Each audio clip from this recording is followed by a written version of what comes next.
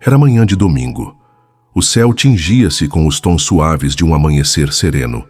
O ar carregava um aroma doce de flores recém-abertas e esperança. Era Páscoa, um dia que, para muitos, simbolizava renascimento e reencontros. Mas, para Paulo, aquele domingo tinha um peso diferente. Paulo era um homem de negócios, milionário, dono de uma das maiores empresas do país.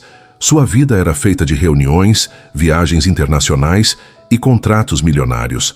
Mas apesar de todo o luxo, algo dentro dele sentia-se vazio. Estava voltando para casa depois de 2 longas semanas fora. 2 semanas longe de Ana, sua esposa dedicada, de Lucas, seu filho de 8 anos que mal via o pai, e de Maria, a fiel empregada da casa há mais de 10 anos, alguém que era quase da família. No banco de trás do carro, com o terno impecável e a maleta ao lado, Paulo olhava pela janela. As ruas estavam decoradas com coelhos, ovos coloridos e crianças fantasiadas. Ele suspirou. Sabia que estava atrasado. Ana havia insistido que ele voltasse a tempo do almoço de Páscoa. Lucas esperava ansioso para pintar ovos e ouvir suas histórias.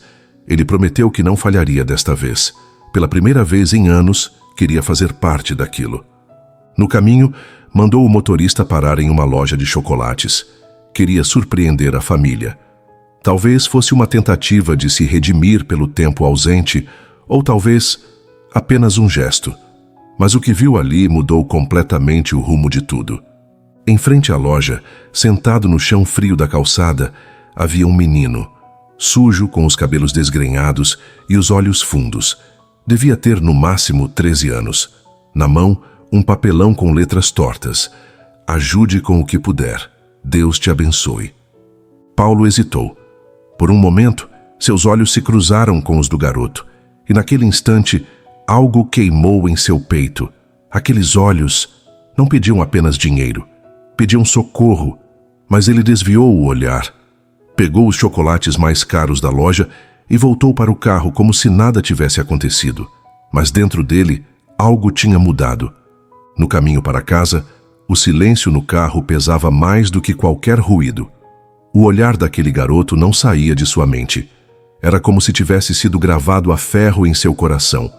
Quando chegou, Ana e Lucas o receberam com sorrisos e abraços. A mesa estava posta, decorada com carinho. Maria, como sempre, havia preparado tudo com perfeição. Mas Paulo não estava ali por inteiro. Sentaram-se para almoçar. Risos, histórias, planos. Mas Paulo mal tocava a comida. O garfo pousado no prato, os olhos perdidos.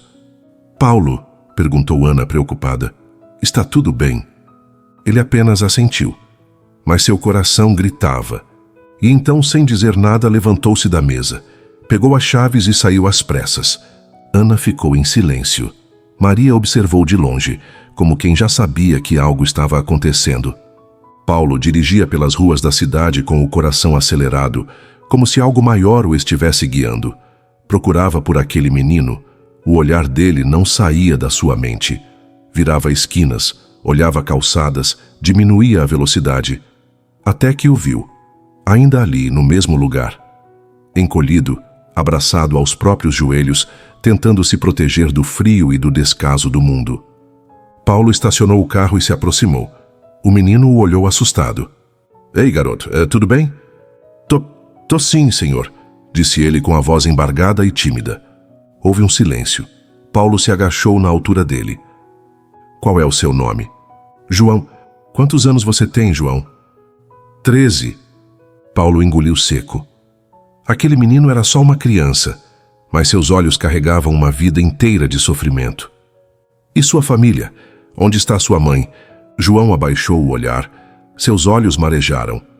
Eu me perdi dela quando tinha 5 anos. A gente veio para a cidade de ônibus. Era muita gente na rodoviária. De repente, ela sumiu. Eu fiquei sozinho. Paulo sentiu um nó na garganta. "Mas você não lembra onde ela morava?" João balançou a cabeça devagar. "Não, só lembro do nome dela. Acho que era Maria." O mundo parou naquele instante. Paulo sentiu como se uma faísca tivesse sido acesa dentro de si. Sem pensar duas vezes, ele estendeu a mão. João, você quer almoçar comigo e minha família hoje? O menino hesitou. Depois de tanto tempo vivendo à margem, desconfiava de tudo. Mas o olhar de Paulo era sincero. Ele assentiu, limpando o rosto com a manga da camisa suja. Quando chegaram à casa, Ana correu para a porta preocupada. Paulo, o que aconteceu? Você sumiu! Ele respondeu apenas com um gesto. Ao lado dele, João observava tudo em silêncio, assustado com o tamanho da casa, o jardim, o cheiro bom que vinha da cozinha. Ana arregalou os olhos ao ver o garoto. Quem é ele? Paulo respirou fundo. Ana, esse é o João. Ele estava na rua, sozinho. Trouxe ele para almoçar com a gente hoje. É Páscoa. Acho que talvez a gente possa dar a ele um motivo para lembrar desse dia. Ana, ainda surpresa, olhou para o menino. E então, como se algo dentro dela a tocasse, sorriu e se abaixou. Seja bem-vindo, João. Você gosta de arroz com frango assado? João abriu um sorriso tímido e assentiu. Maria! Gritou Paulo. Pode vir aqui um instante?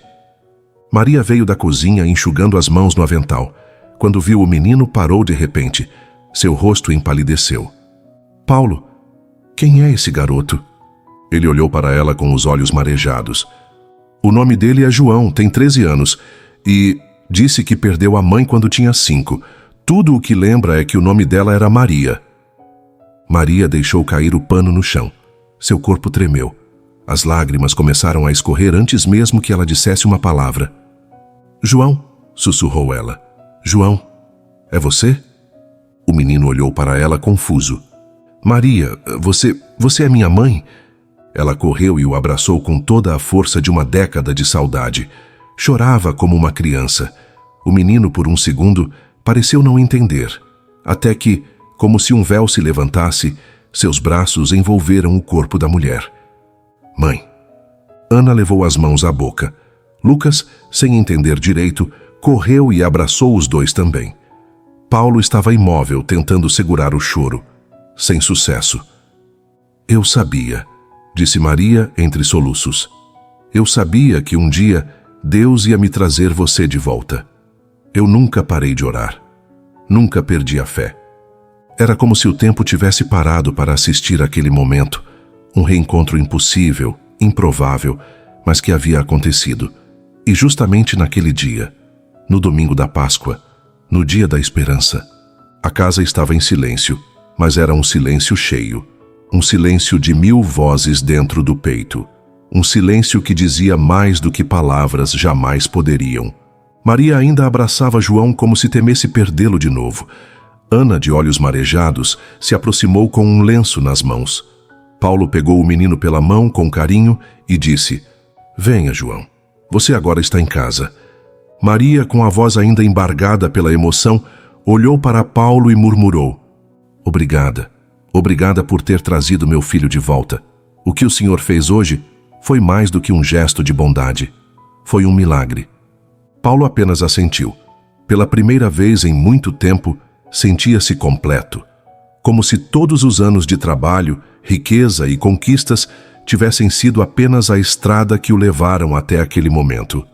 Ele sorriu e disse: Maria, você sempre cuidou da minha casa, da minha família, com tanto amor.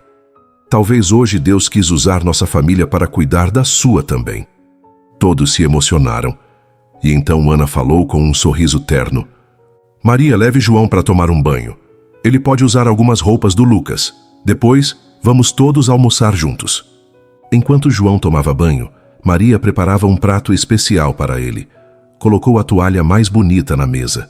Lucas arrumava os ovos de chocolate. E Paulo, ele simplesmente observava tudo em silêncio, como quem vê algo sagrado se formando diante dos olhos. Quando João voltou, vestindo roupas limpas, os cabelos penteados e o rosto lavado, parecia outro menino. Trazia no rosto o brilho da dignidade que há anos lhe fora roubada pelas ruas.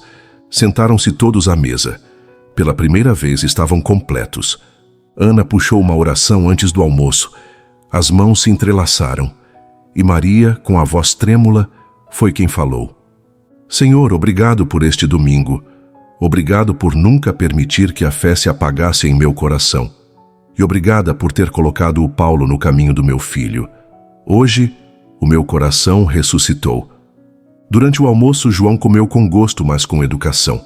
Parecia saborear não apenas a comida, mas o carinho, a aceitação. A cada risada de Lucas, a cada gesto de Ana, seus olhos se enchiam de brilho. Depois da sobremesa, Ana olhou para ele.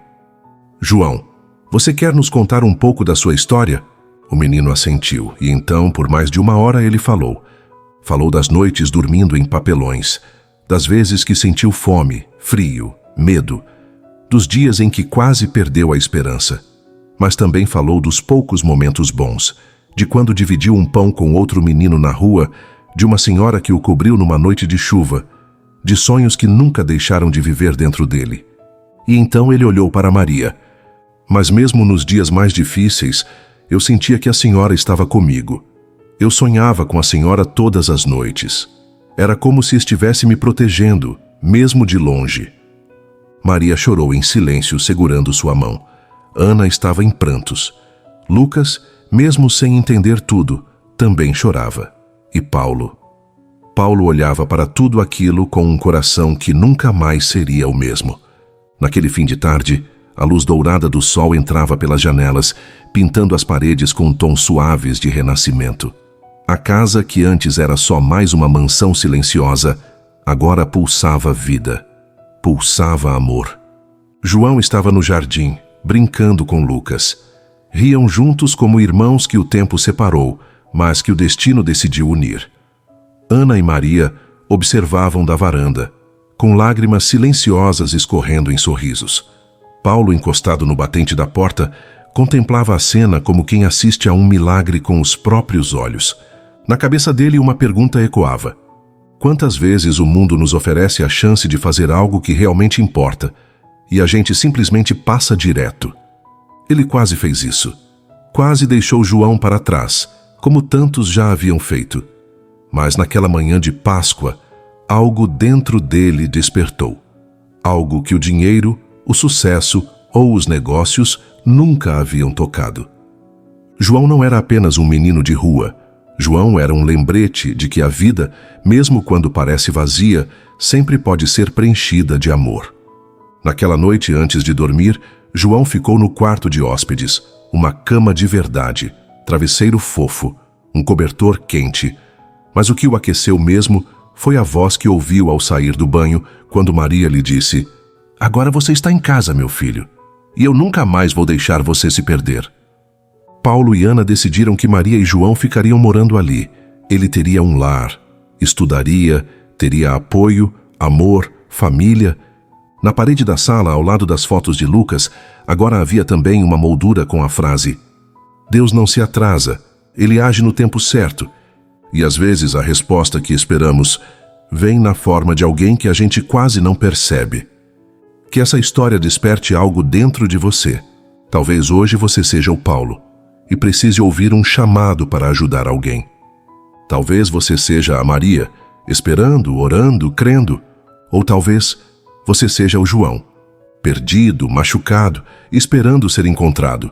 Seja qual for o papel que você vive agora, lembre-se: a Páscoa é o tempo de acreditar de novo, de amar de novo, de voltar para casa. Que nesta Páscoa você também encontre ou reencontre aquilo que seu coração mais precisa. Não esqueça de deixar seu like e compartilhar este vídeo com alguém. Se você gostou dessa narrativa cheia de esperança e transformação, inscreva-se no canal para acompanhar outras histórias comoventes como esta. E conta pra gente, de que cidade você está assistindo ao vídeo? Vamos adorar saber até onde essa mensagem de amor e superação está chegando. Até o próximo. Relatos do Tio Paulo.